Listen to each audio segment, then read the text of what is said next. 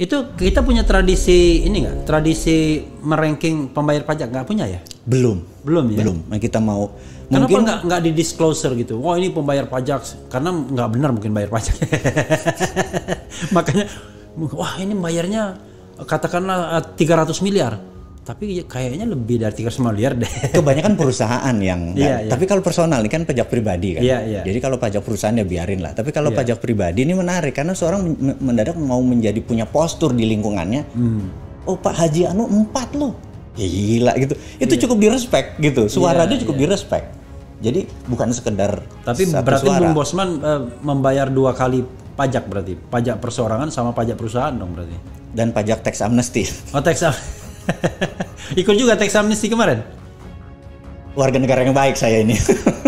Karena itu saya bilang saya boleh komplain, saya boleh mengkritik versi saya sih. Iya. Karena saya merasa porsinya gue lakuin kok Iya, sebagai warga negara, bener nggak? Tapi sobat daerah sekalian, tax amnesty jilid 2 ini udah berakhir akhir Juni kemarin. 30 Juni kemarin. Ya. 30 Juni kemarin. Apa memang untungnya apa tax amnesty 30 Juni kemarin itu? Rekening kita minus kali ya negara ya.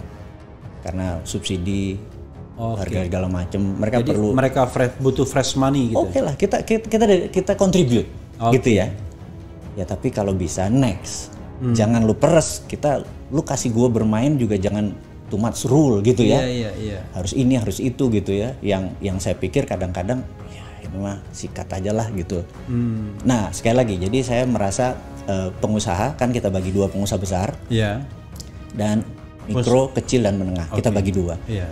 Pengusaha besar itu punya banyak akses finansial. Jadi dia bisa IPO, dia bisa pinjam bank karena dia punya aset sebagai jaminan. Jadi punya ini teman juga. Nah, ini yang saya mau kritik. Jadi mungkin di channel Abang ini kan banyak politik. Iya. Angle-nya atau ketatanegaraan. Iya.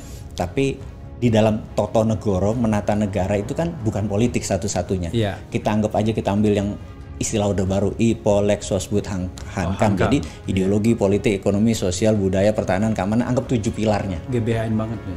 Nah, iya kan? Nah, pilar satu politik saat ini kan harusnya cuma 1/7 dari apa yang kita diskusikan. Nah, sejak reformasi, sejak 2002 perubahan segala macam, 80% pembicaraan itu terlalu politik.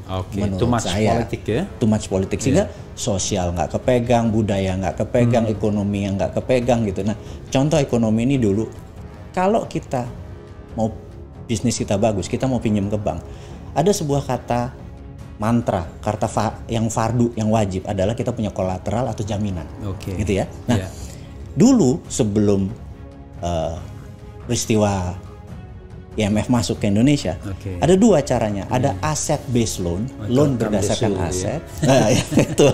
Yang kedua adalah project based loan, loan pinjaman berdasarkan project. Jadi kalau Bang Levi punya kontrak dari Pertamina suruh ngelas pagar, harganya 1 miliar, itu project. Kalau kita perlu uang 50%-nya, 500 juta, maka kalau bank sekarang ada jaminan nggak? Walaupun tidak ada project tetap ada jaminan. Karena diputus hanya project base, hanya aset base loan yang boleh sekarang di Indonesia.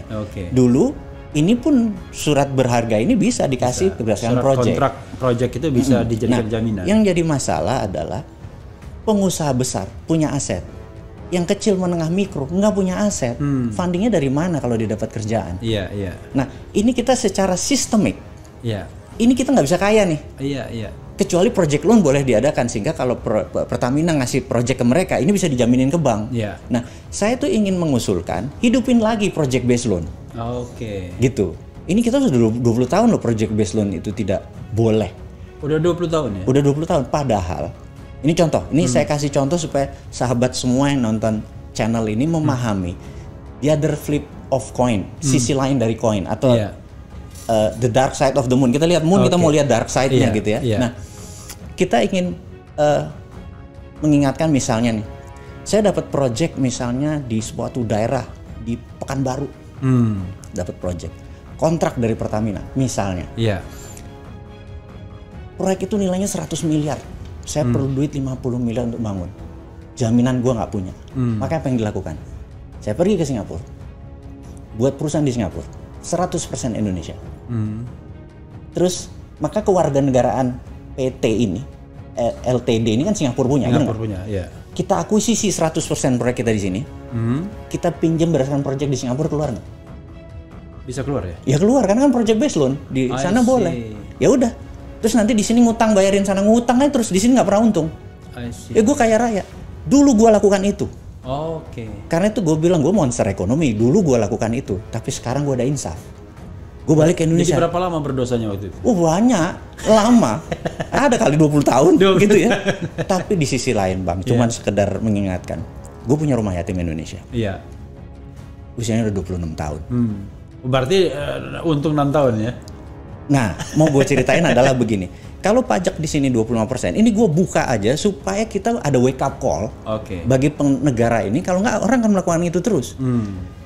Di Singapura pajak cuma 14%, di sini 25%. Gue selisih 11%. Mendingan gue proyek gue di Singapura semua, pajaknya cuma segitu, 11% gue kasih anak yatim.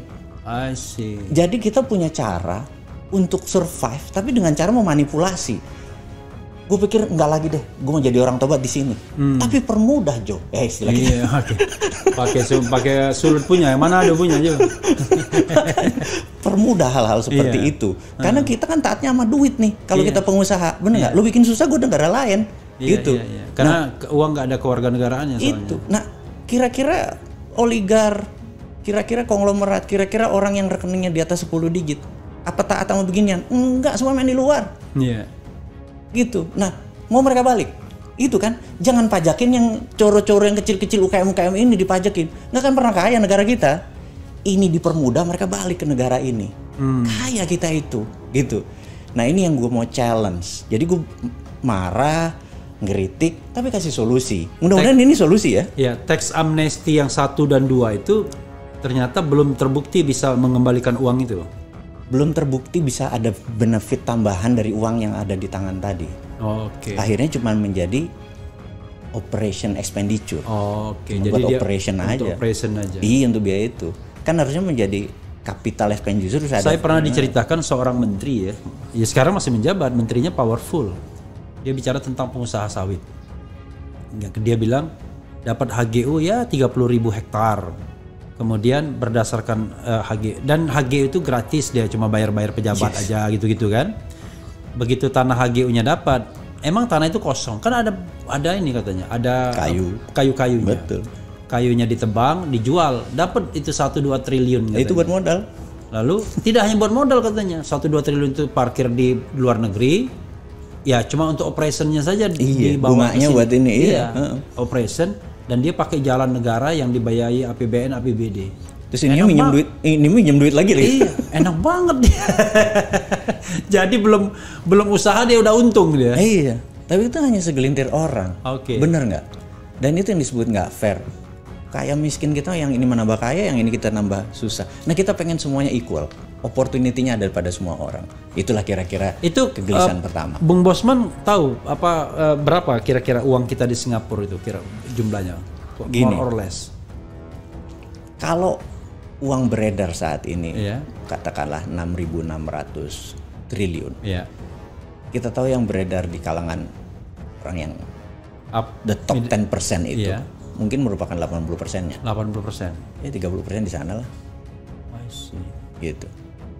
Jadi 6.600 itu kayak utang kita ya? Iya, makanya udah 1:1 sama uang beredar. Makanya. Utang luar negeri kita udah 7.000 sekarang. Udah 7.000. Itu kalau belum masuk utang BUMN. Iya, BUMN. Katanya ada juga utang yang nggak dicatatkan. Ada banyak. Makanya kalau dicatatkan kena ini sekian persen dari PDB. Iya, belasan triliun juga.